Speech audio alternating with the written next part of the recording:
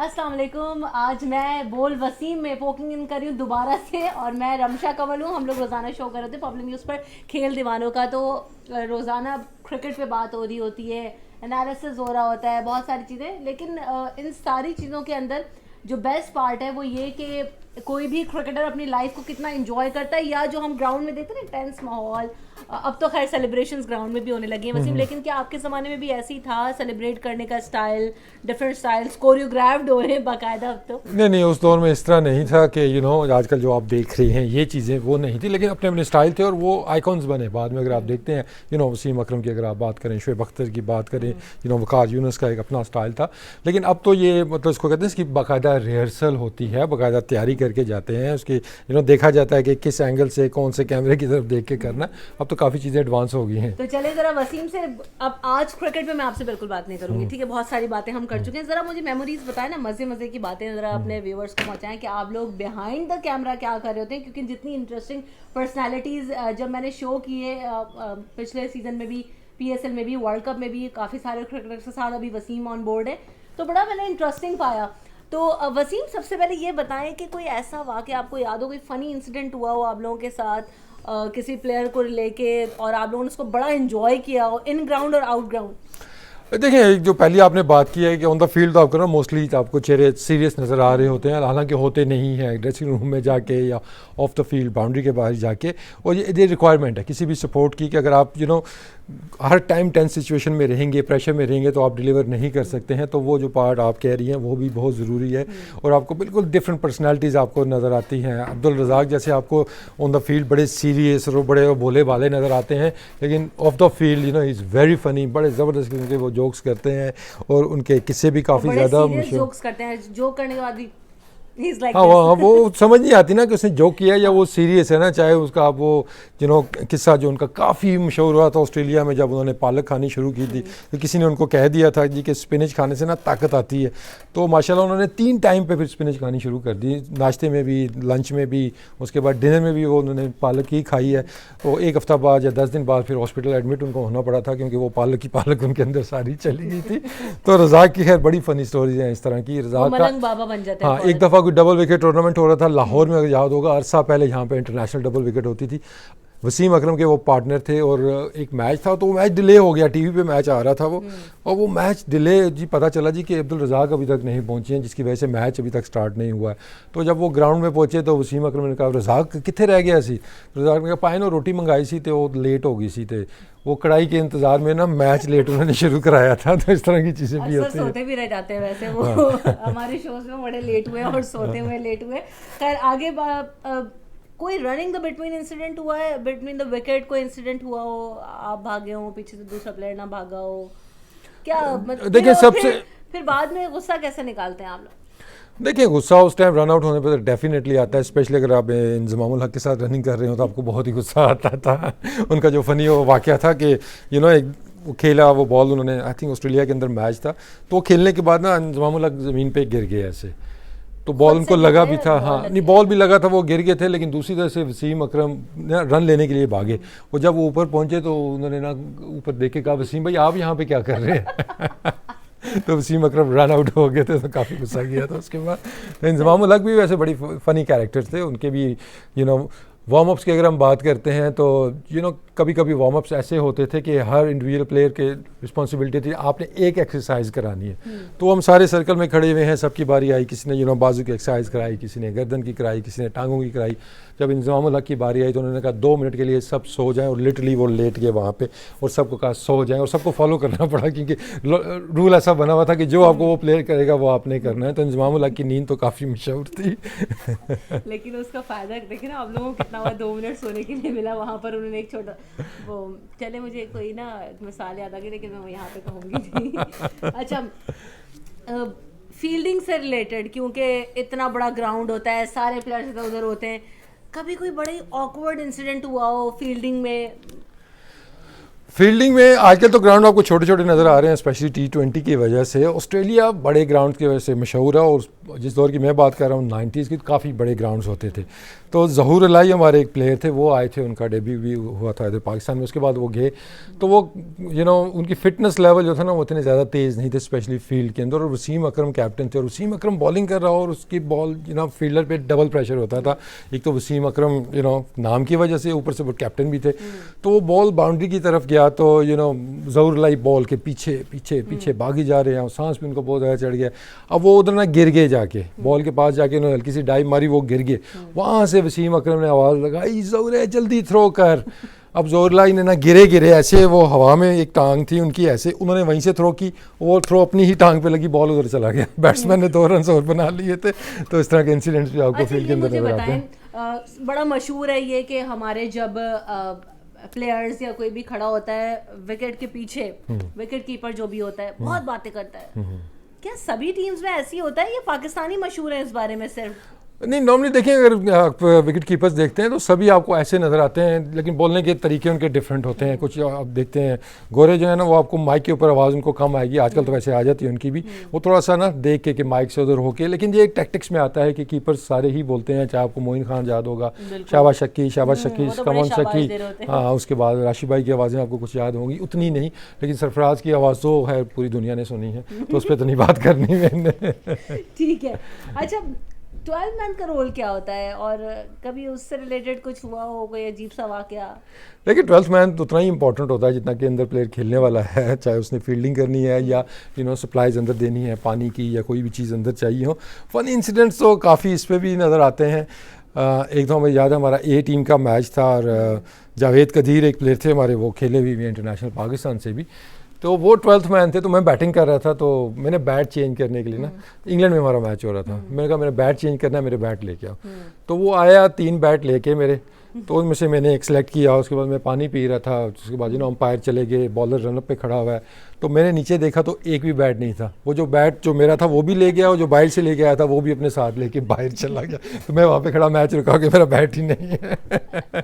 उसके अलावा एक और 12th मैन थे, उनके साथ भी बाद में जाके वो हमारे लेजेंडरी बैट्समैन बने। मैं नाम नहीं उनका लूँगा, वो शुरू में उनको अभी जिसको कहते हैं ना, सख्ती आई हुई होती थी उनकी, क्योंकि एक तो वो फील्डर भी इतने अच्छे नहीं थे। तो वसीम अकरम ही कैप्टन थे।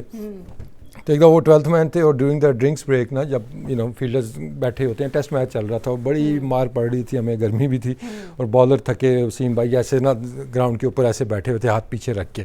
अच्छा, वो चलते आया, और स्पाइक्स पहने होते हैं क्रिकेटर्स इन सारों ने, वो स्पाइक सीधा वसीम अकरम के हाथ के ऊपर, और वसीम अकरम की चीख निकली, की कर रहे हैं। मैच इसकी बात कर। अच्छा, उसी मैच के दौरान लंच ब्रेक में ना, तो वसीम अकरम वो कोल्ड ड्रिंक अपना वो पीते हैं, तो उनका वो स्पेशल होता है, क्योंकि वो डायबिटिक है, तो उनको वो डाइट वाला चाहिए होता है ना, तो वो बाहर से लाना पड़ता था। तो उसी लड़के को कहा, यार वो जहाँ बाहर से ना मेरे लिए मेरा कोल्ड ड्रिंक लेके आ जाना था। तो वो गया उधर, जो अंदर होता है, हॉल होता है, वहाँ से वो लेके आ रहा था। लेकिन वो थोड़ा मलंग टाइप था शुरू में ना, तो वो ऐसे करता, उसने आके कोल्ड ड्रिंक दिया। जब कोल्ड ड्रिंक वसीम अकरम ने खोला टिन, तो वो सीधा जाके ना उनके ऊपर सारा गिर गया। लेकिन उसके बाद जो उन्होंने कहा, वसीम अकरम ने जो कहा उसको, वो भी वेरी फनी था। उन्होंने कहा, वो की करता है ना, डुगडुगी भी जाता है तो वो सारा जो कोल्ड ड्रिंक था वसीम अकरम के ऊपर गिर गया। और उसी चले वो मैं सुना सकता हूँ, मुझे ऐसा लग रहा है उसके बाद वो 12th मैन रहा ही नहीं होगा। 13-14 कौन सा मैच बन गया? नहीं, वही मैच था। और दूसरे या तीसरे दिन हुआ कि वो बाज़ दफ़ा होता है कि हमारे स्पाइक्स का, शूज़ का, या कपड़ों का कोई धागा निकला हुआ होता है, तो सीजर्स नहीं मिलते हैं, तो हम वो कोशिश करते हैं लाइटर से उसको जला के वो काटने की ना।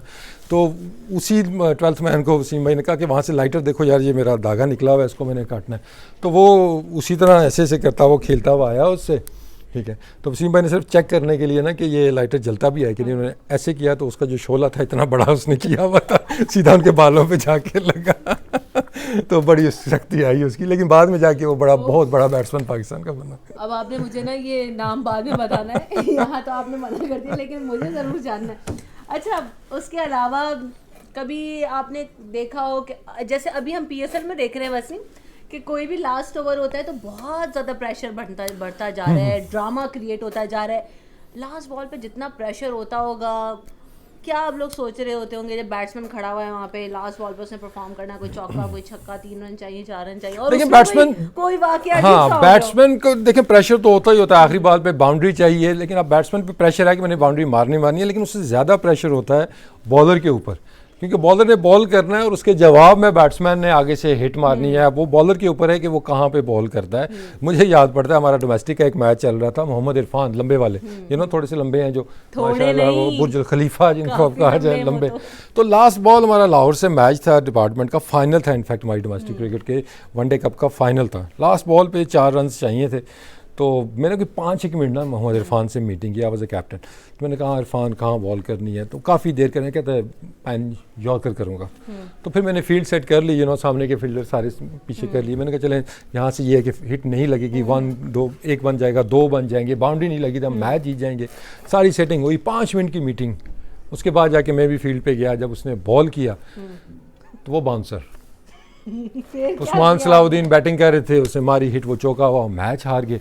मैंने कहा इरफान बाउंसर में और यॉर्कर में ज़मीन आसमान का फ़र्क, या तो ना कि फुल टॉस होगी या लेंथ मिस होगी, थोड़ा सा लेंथ बॉल हो गया, वो तो वहाँ पे बॉल और यहाँ पे बॉल में ज़मीन आसमान का फ़र्क है। तो आगे से उसने जो जवाब दिया, वो रो भी रहा था उस टाइम ना, आंखों में आंसू आए कि मैच हम हार गए इतना बड़ा। तो कह रहा था कि वो मैं सरप्राइज़ उसको करना चाह रहा था, कि वो समझ गया था फील्ड देख के कि ये यॉर्कर ही करेगा। तो मैंने कहा इसको सरप्राइज़ कर दूँ। मैंने कहा तुमने उसको सरप्राइज़ नहीं किया है, हमें सरप्राइज़ कर दिया है, फाइनल हरवा दिया है। ड्रेसिंग रूम में सो रहे थे, उनकी शायद तबीयत ठीक नहीं थी, तो वो सो रहे थे वहाँ पे। तो जब सेरेमनी वगैरह ख़त्म हुई, ड्रेसिंग रूम में हम वापस आए ना, तो उनकी ऐसे आंख खोली, तो उन्होंने कहा वाह हैपन, क्या हुआ? हमने कहा हम जीत गए। तो वो ट्रॉफ़ी, हमें इतनी बड़ी ट्रॉफ़ी मिली थी, वो अंदर लेके आए थे ना, तो वो एक्साइटमेंट में उठे ना, हम जीत गए। उन्होंने वो ट्रॉफ़ी उठाई, ट्रॉफ़ी थी वो ठीक ठाक भारी, वो यहाँ तक गए, ट्रॉफ़ी उनसे छूटी, वो ट्रॉफ़ी उधर ही टूट गई। तो फिर हमें छोटी सी ट्रॉफी के साथ आए फिर नहीं, फिर उन्होंने हमें उसका रेप्लिका बना के दे दिया था ट्रॉफी। जीती हुई ट्रॉफी जीत के वो तोड़ दी। हाँ, तो हमारे कुछ ऐसे कोचेस भी गुजरे हैं जो ड्रेसिंग रूम में सो भी जाते थे ड्यूरिंग द मैच। बड़े बड़े शाहकार कोई गुजरे ना, कॉल करें तो हर प्लेयर से जब बात करते हैं तो एक नई दास्तान सुनने को मिलती है, लेकिन बड़ा मजा आता है। मैं पर्सनली बहुत एंजॉय करती हूँ। मुझे वो याद आ गया, जब हम शो कर रहे थे तो इमरान रज़ाक और एजाज होते थे, तो एजाज साहब के बड़े किस्से होते थे। और मैं अपना फनी इंसिडेंट बताती हूँ कि जब मैंने शो करना शुरू किया तो पता नहीं कौन से अनफॉर्चुनेट मोमेंट था कि मुझे एजाज का नाम ही याद ना हो। जब मैं, हालांकि आई नो एजाज के, यार एजाज क्या मुश्किल नाम है, जब मैं नाम लोग गलत ले लूँ, जब उसके बाद जो मेरा रिकॉर्ड लगा था एजाज से मेरा नाम मत लेना। नहीं, जहाज Ahmed very funny guy, very funny guy, sense of humour, और इतना वो हंसाते थे। और जब हम लोग पीछे बैठ के मैचेस देख रहे होते थे तो मैं रूम से बाहर निकल जाती थी कि बस आई कांट लाफ। नहीं, वेरी फनी। अगर इजाज अहमद की बात करें, मुश्ताक अहमद की बात करें, ये वो लोग थे जो ड्रेसिंग रूम का माहौल बड़ा ना उठा के रखते थे, ऐसे लाइवली रखते थे उसमें। इजाज अहमद के बहुत ज़्यादा किस्से हैं, लेकिन एक जो फ़नी इंसिडेंट मैं इसको बोलूँगा कि उनकी एक आदत होती थी ना, वो गर्दन बड़ी हिलाते थे। अभी भी आपने शो में भी नोट किया होगा ना, वो कभी कभी यूँ कर रहे होते हैं ना, तो वो क्राउड के, हम प्रैक्टिस हमारी चल रही थी तो कुछ क्राउड अंदर भी आया हुआ था, तो एक बंदा खड़ा हुआ था बेचारा सादा सा, तो उसको इजाज़ अहमद ने हल्का सा यूँ इशारा किया, ऐसे किया उन्होंने, सिर्फ ना ऐसे किया। अब वो सादा लो बंदा, उसने कहा शायद मुझे बुला रहे हैं। उसके बाद इजाज़ अहमद ने वॉक शुरू की। अब वो बंदा पीछे पीछे के, इजाज़ अहमद ने मुझे बुलाया, कोई काम होगा या कोई बात करनी होगी। वो कोई ग्राउंड के 8-10 चक्कर इजाज़ अहमद ने वॉक करते हुए लगा दे, वो कॉमन मैन। अब वो पीछे चली जा रहा है ना, फिर वो आगे ऐसे होना, फिर इजाज़ भाई ऐसे कर दें उसको कि आ जा, मतलब देखने में ये लगे कि आ जा। हाँ, उसको बेचारे को इतना चलाया। आखिर में उसने रोके कहा सर आपको कोई काम था, आपने मुझे बुलाया था? कहते नहीं, मैं तो वैसे ही यूँ करता रहता हूँ।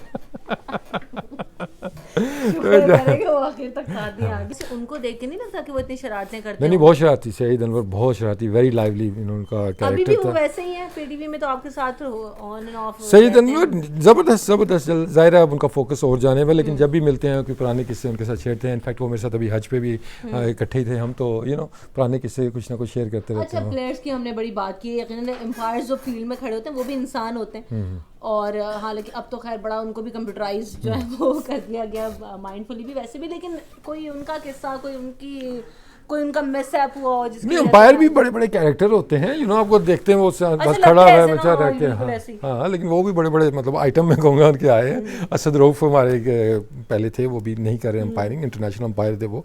एक तो हमें याद है पिंडी में मैच हो रहा था, बॉलर ने बाउंसर किया बड़ा तेज़, आई थिंक शुएब अख्तर ने किया था बॉल, और बैट्समैन के ना हेलमेट पे जाके लगा और वो बेचारा ना ऑलमोस्ट बेहोश पड़ा हुआ था।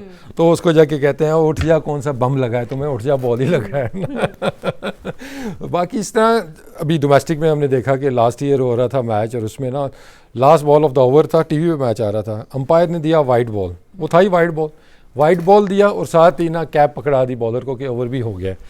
तो वो सारे ही देख रहे कि ये क्या वाइड बॉल भी हो गया, ओवर भी हो गया, तो इस तरह की गलतियां भी हो जाती हैं, लेकिन काफ़ी ज़्यादा प्रेशर होता है अंपायर। तो अच्छे फनी और इंसिडेंट्स आप रिकॉल करें, ज़रा लड़ाइयाँ जो हुई है ना, आप लोग फिक्र नहीं करें, बोल वसीम पे लेकर आएंगे जो जितनी लड़ाइयाँ हुई हैं। क्या मतलब ये आप सारी कंट्रोवर्सी से बच के निकलना चाहते हैं? नो, आपको नहीं जाने देंगे।